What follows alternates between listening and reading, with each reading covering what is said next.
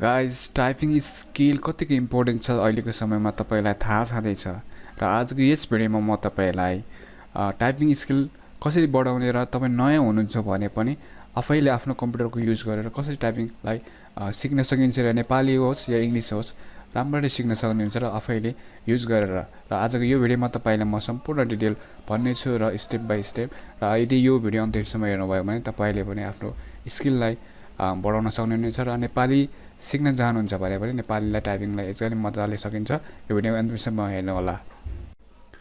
Okay guys, अब कम्प्युटरमा गएर तपाईँले टाइपशाला ओपन गर्नु होला र तपाईँले टाइपशाला इन्स्टल गर्नुभएको छैन भने विन्डोज 10मा कसरी इन्स्टल गर्ने त्यो थाहा छैन भने चाहिँ तपाईँलाई होइन हाम्रो अघिल्लो भिडियोमा मैले भिडियो बनाएको छु त्यहाँ गएर हेर्नु होला, किनभने त्यसमा चाहिँ हाम्रो यो अहिलेको विन्डोज 10 64 बिटमा चाहिँ होइन यो इन्स्टल हुँदैन, किनभने त्यो पुरानो प्रोग्राम भएर त्यसलाई चाहिँ कसरी इन्स्टल गर्ने त्यो मैले अघिल्लो भिडियोमा एकदमै त्यो भिडियो डिटेलमा बनाएको छु त्यहाँ गएर हेर्नु होला, त्यसपछि आउनु होला होइन।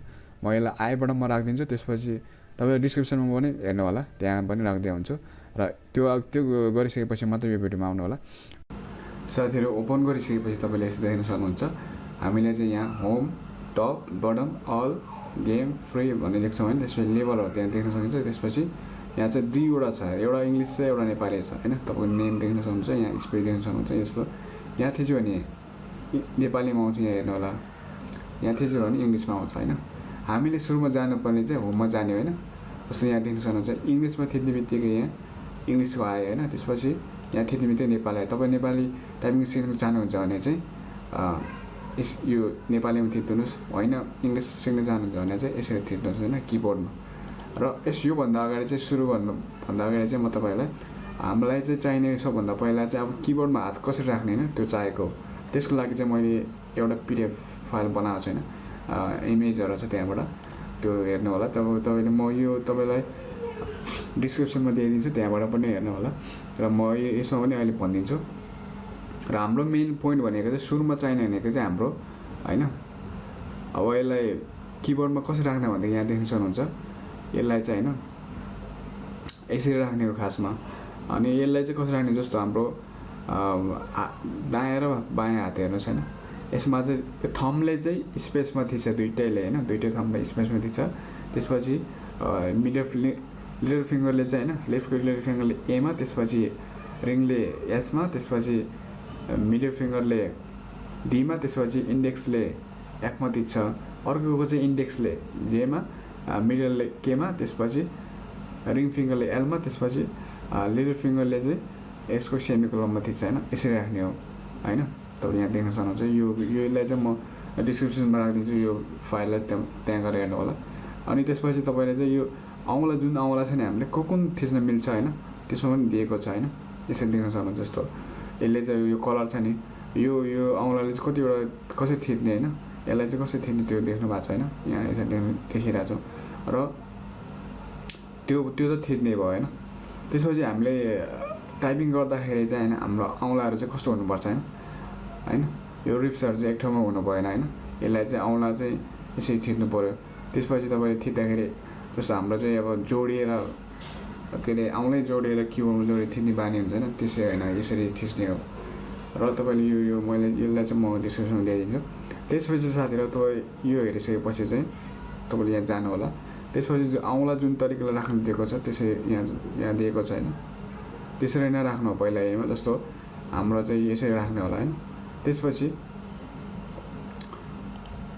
तपाईँ त्यसमा जानु होला। त्यसपछि हामीले थिच्नुपर्ने हुन्छ यसमा। जस्तो यो जुन रातो बटन गइरहेको छ नि त्यहाँ थिच्नु होला। तर अरू ठाउँमा थिच्यो भने मिस्टेक देखाउँछ, यसरी कराउँछ होइन।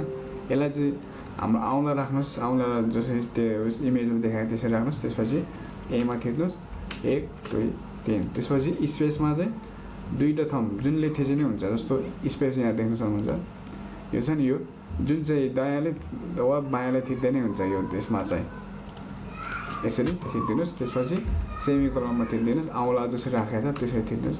जस्तो ए सेमिकोलन स्पेस ए सेमिकोलन होइन, स्पेस। अनि त्यसपछि तपाईँ मिस्टेक थिच्नु भयो भने कराइहाल्छ क्या। जस्तो मैले स्पेस थिचिरहेको छैन, मिलेर छैन, यसरी कराइहाल्छ। जस्तो फेरि थिच्नुहोस् ए त्यसपछि होइन, यसरी थिच्नुहोस्। अब चाहिँ तपाईँको स्पिड बढ्दै जान्छ है। त्यसपछि यो गरिसकेपछि तपाईँले चाहिँ जस्तो यो 1 लेभलको भयो यो चाहिँ, त्यसपछि तपाईँको लागि चाहिँ अब 2 लेभल आउन सक्छ होइन, 3 लेभल आउन सक्छ। तपाईँले चाहिँ यो गर्दै गएपछि आउने होइन। र अर्को रहेको छ नेपालीको लागि चाहिँ, नेपालीको पनि त्यही हो साथै। अब यसमा जाने होइन, औँला जसरी राखेको छ त्यसरी नै राख्ने। जस्तो म प छ नि, यसमा त्यही थिच्ने हो होइन, प। अब तपाईँले यहाँ मिस्टेक थिच्नु भयो भने चाहिँ छ नि कराउँछ यो, तपाईँले देख्न सक्नुभयो यसरी कराउँछ। यसलाई चाहिँ बिस्तारै थिच्नुहोस् पहिला होइन, एकुरेसी तपाईँको। अब पहिला चाहिँ छिटो भन्दा नि पहिला तपाईँले चाहिँ राम्ररी त्यो कहाँ थिचिरहेको छ त्यो औँला हेर्नुहोस् होइन, त्यो उयो गरेर त्यसपछि तपाईँले गर्न सक्नुहुन्छ। यस्तै गइसकेपछि तपाईँलाई चाहिँ यो चाहिँ लेभल पास हुँदै जान्छ होइन। जस्तो मैले यो प म थिचिरहेको छु होइन, यसरी।